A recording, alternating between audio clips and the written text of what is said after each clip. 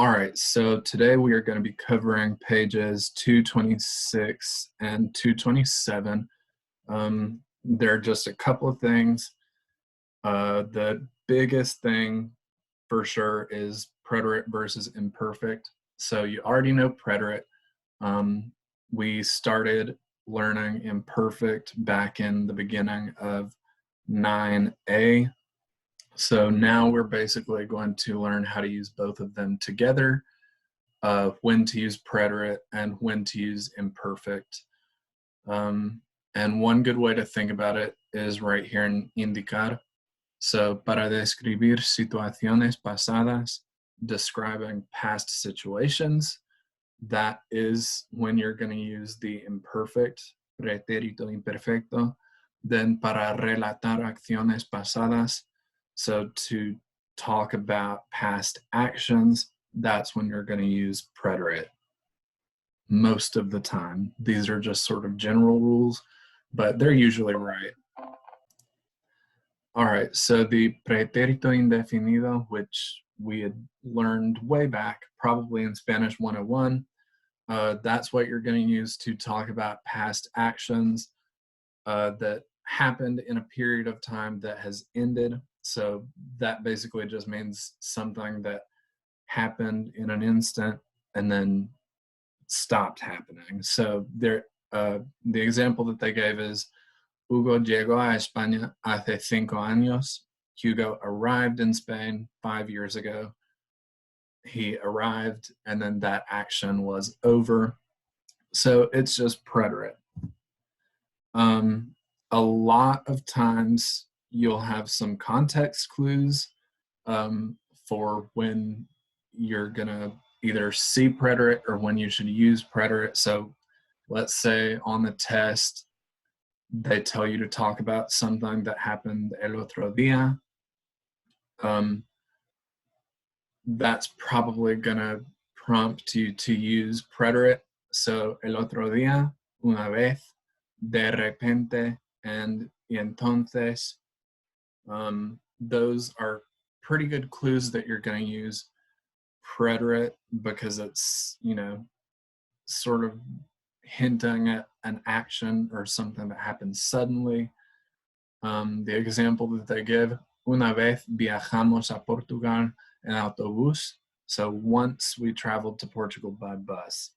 It's something that happened once and then it was over.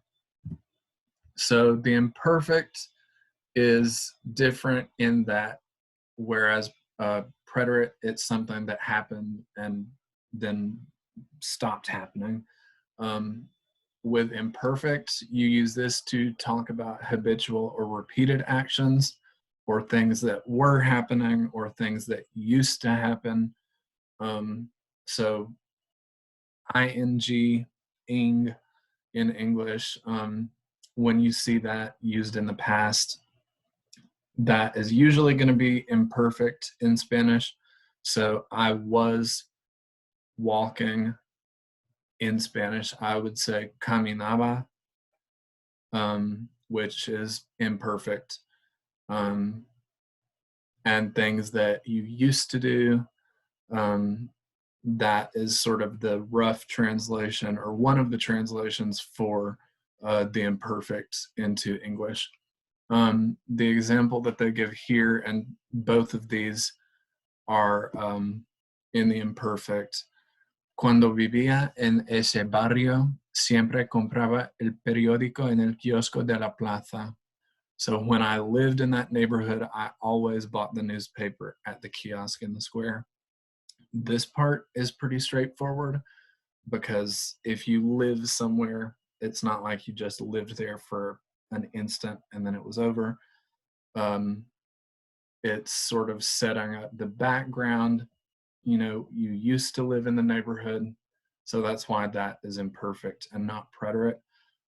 This one is a little different because even though it is talking about something that could be an action, like I bought the newspaper, the key word here is siempre, I think.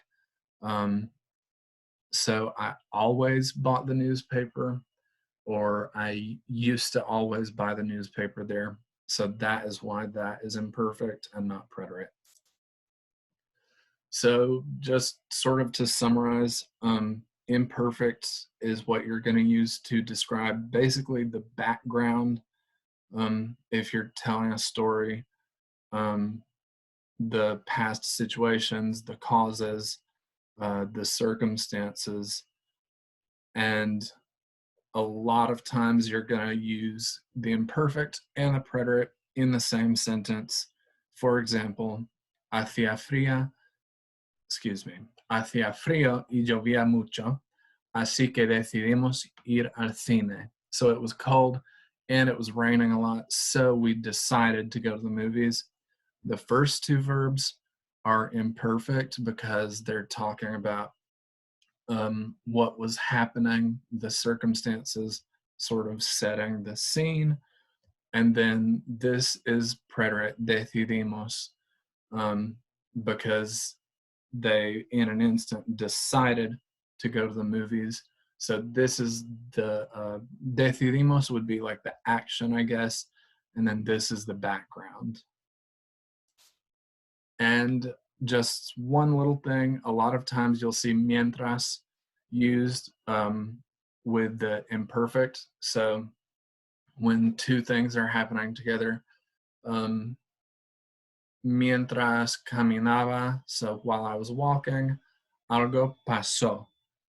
When I was walking, something happened. So caminaba is in imperfect and pasó is in preterite. Because that was an interrupting action. So that is a good word to look out for, because a lot of times it'll be mientras, while something was happening, then this all of a sudden happened, and it interrupted whatever was already happening. So on the next page, this is 227. The last thing, which this is not as big of a deal as the preterite versus imperfect. This is more of like a vocabulary type thing. But basically it just gives you some phrases and words to use to spice up the language, particularly when you're telling a story. So to introduce a story, what they suggest that you use is sabes que, or sabes que me pasó, which basically translates to guess what, or guess what happened to me. And like I said, it feels kind of random, but it is something helpful, so that, you're not just using the same boring, like, verb, noun, over and over again. This just makes things a little more interesting. So if you are listening to a story that someone else is telling, you don't just want to sit there and say nothing and pretend to, basically not be interested the whole time. So these are a couple of expressions that they suggest that you use to show interest in whatever they're saying. Y qué pasó, and what happened, or a quién viste, which to me seems really random. That could be anything, preterite, so you can come up with basically, I don't know, anything there, but y qué pasó, I think that's pretty useful. Then these are pretty self-explanatory. They're just used to express surprise, basically. So no me digas is basically like, you don't mean, which I guess people say that. Increíble obviously means incredible. De verdad basically means really. Verdad means true. And así, that doesn't really require any explanation, hopefully. So on page 232 in the Gramática Funcional, everything that I talked about is really well summarized. these are basically just the slides that I showed, but altogether, you can review that as much as you need to. Also, if you need to review how to conjugate the imperfect, just go back to the beginning of 9a, which is when we learned that, because even if you know when to use preterite and when to use imperfect, if you can't conjugate it, that is only going to get you so far. And then these are the questions and interjections that I went over when you're telling a story or listening to a story.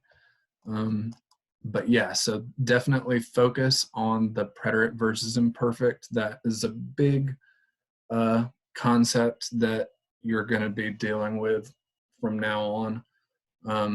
And it'll take some time to get used to knowing which past tense to use, but you'll get there.